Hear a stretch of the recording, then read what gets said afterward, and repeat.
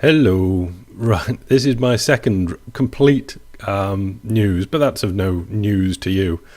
But what I have been doing is trying to avoid this Euro thing until the weekend. But it really shouldn't be ignored. It's because I'd read a couple of places that everybody was sick and tired of it and bored with the whole aspect of it. So I thought, well, I'll drop it because you're probably bored with it. But I thought, no, that really is dumb. This is very, very important stuff, so I've swung completely over, and this is mostly a Eurozone special. Okay, start in this morning's Financial Times, and there is no sunlit future for the euro. Now, this is Martin Wolf, and that's heavy stuff for Martin Wolf, because he's been putting forward, as I've been reporting, ways after ways that this should be put back on track, this Euro thing. But really he's starting to give up on them. Or I think ultimately has given up on them. Or realised in his own mind that all the ways that he's been coming up with are really all impractical. He starts with, hurrah, the Eurozone's crisis will be solved at the European Union summit this Sunday. Again, starting with sarcasm, doesn't bode well. Will such hopes be vindicated? No. It's conceivable, if unlikely, that the Eurozone will find ways to manage its emergency. Now, that emergency, what we've got here is causes and effects, or symptoms and effects. Some of the effects will be ameliorated, but it is inconceivable that it will cure the illness, partly because members are in denial about its nature, and partly because it's a chronic condition.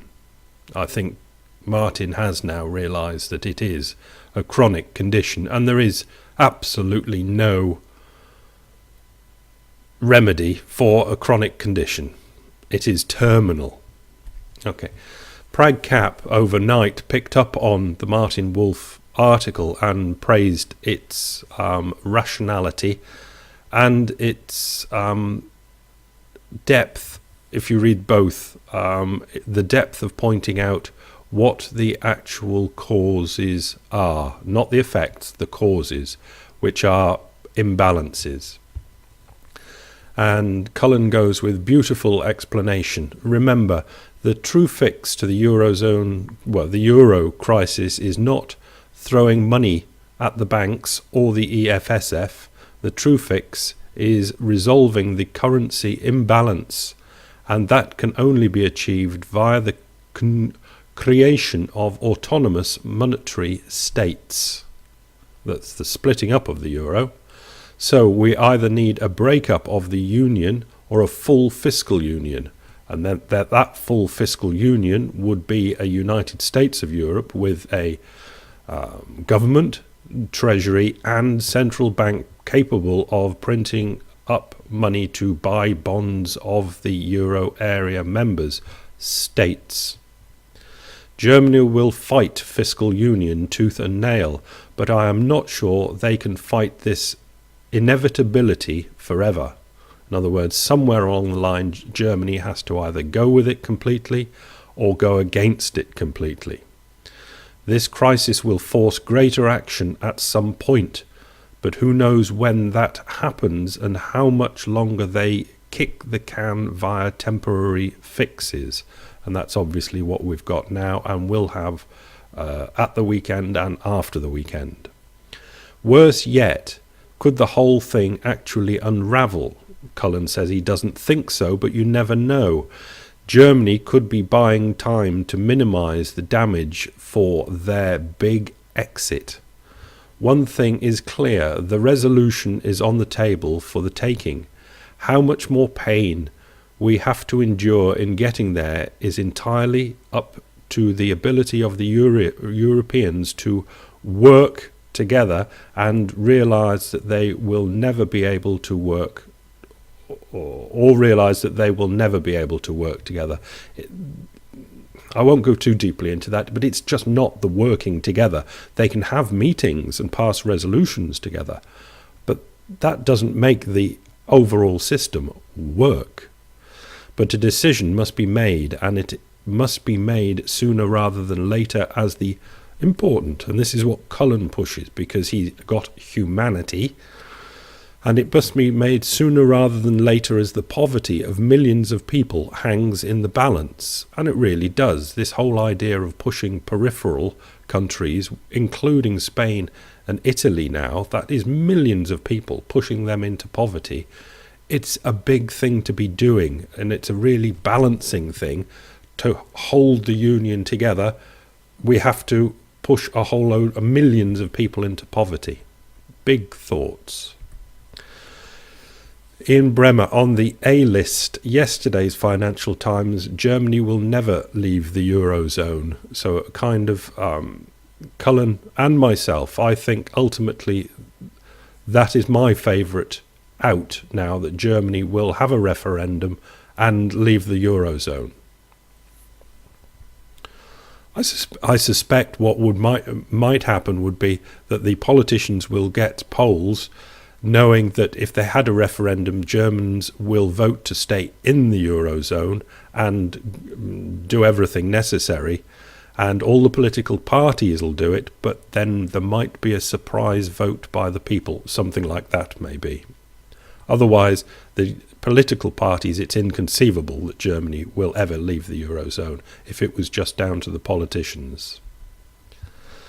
So this is a two-part thing in the Financial Times, and Ferdinando Giuliano replies, Germany must change if it wants things to stay as they are.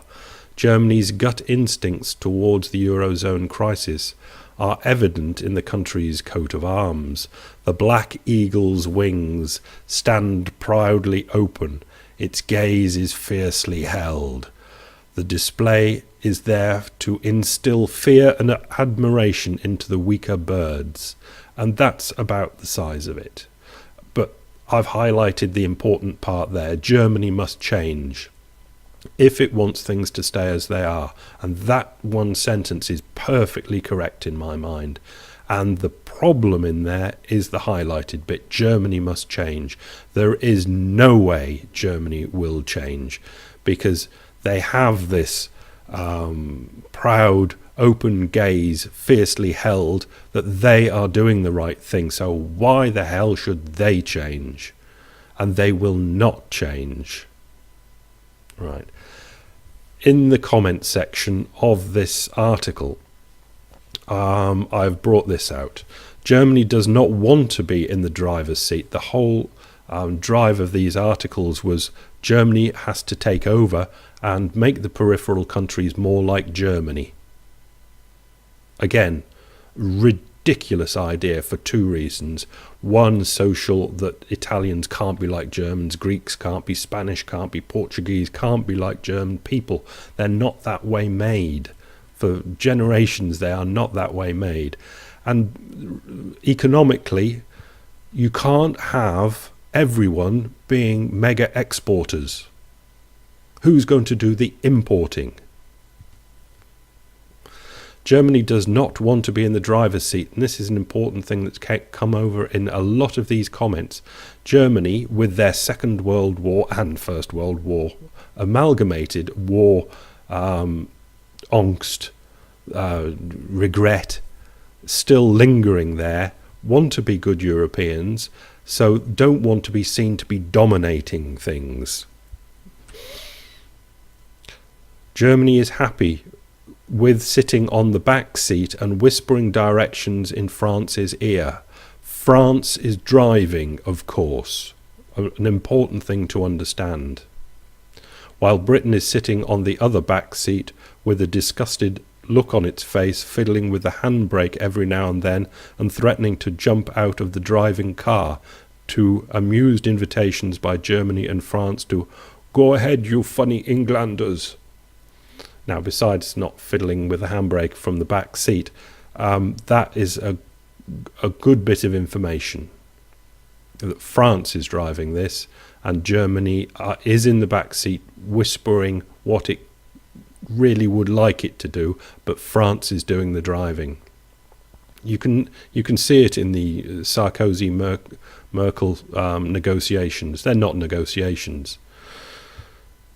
Inevitably, we get Merkel. Merkel says one thing, we're not going to do this, and a week later, it's announced that she will do this. Today's Telegraph, Ambrose Evans Pritchard getting hot again as the weekend arrives. A leveraged EFSF is pure poison. And this is probably what they're going to go with to bail out the banks and to bail out the French banks.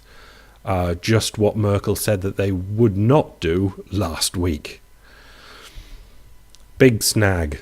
If Europe's leaders do indeed leverage the €450 bailout fund, the EFSF, to 2 or 3 trillion through some form of first loss insurance on Club Med bonds, as markets now seem to assume, that's the latest and seemingly a very well worked out idea. The consequences will be swift and brutal. I don't think they will be swift and brutal, but they will be, as Ambrose points out in this article. Professor Ansgar Belke from Berlin's Institute said any leveraging of the EFSF would be poisonous for France's AAA rating and would set off an uncontrollable chain of events. And here we come back to the important part of all this. The whole euro currency idea was France knowing that its influence in the world, A, and B, its finances were all running out of control, wanted to lash all Europe together so as an insurance policy for extra power in the world so they would not be allowed to fall and lash themselves to Germany's economic power.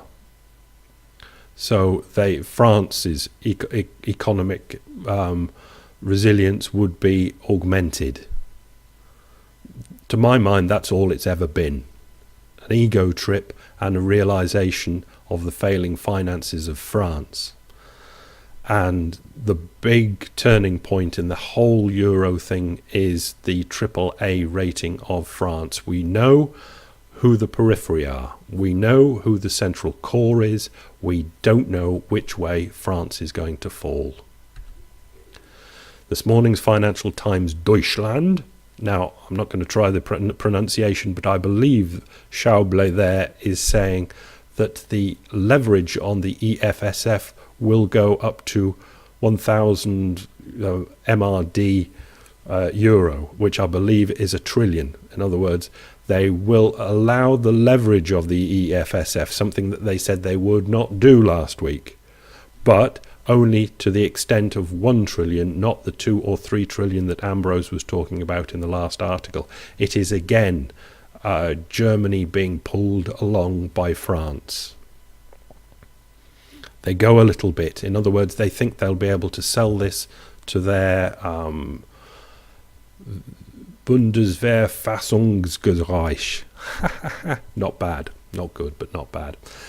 And get it through the Bundestag. In other words, because now they have to vote on these sorts of things, they think they'll probably get it through at that level.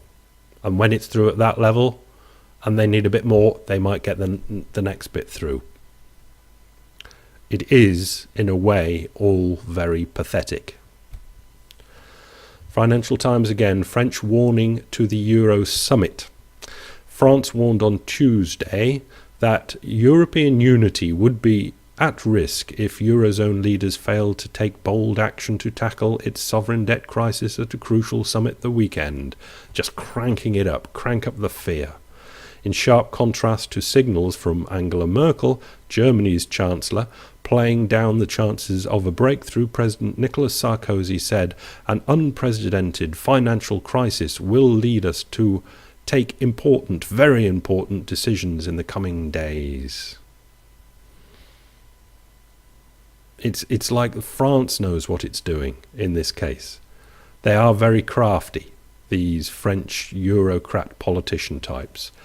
They're just getting the hooks into the rest of the Eurozone and trying to hold it together. It's like a drowning person holding on to flotsam and jetsam. And it all revolves round France. Raising the sense of urgency, the French president added, "Allowing the destruction of the euro is to take the risk of the destruction of Europe." Don't understate it, Nicholas.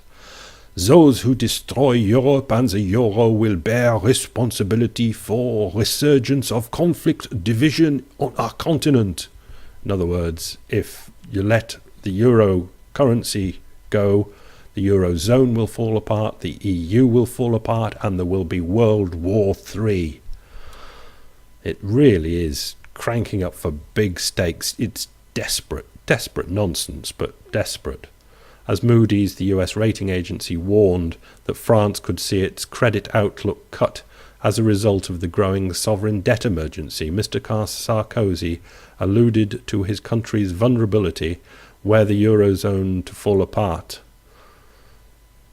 Horrible bit of honesty from Nicholas. France, on its own, cannot cope. And that's what it boils down to. Okay, moving on.